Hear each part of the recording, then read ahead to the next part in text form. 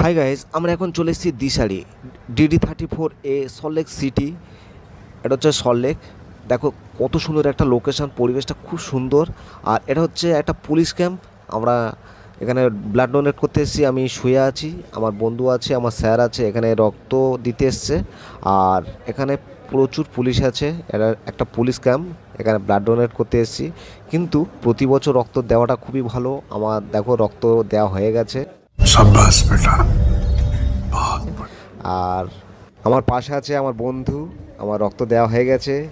আর এইটাই হচ্ছে আমাদের গিফট, খাবার দিয়েছে, একটা গোলাপ ফুল দিয়েছে। এটা হচ্ছে আমার বন্ধু, গোলাপ ফুলটা ধরে আছে, খাবার ধরে আছে।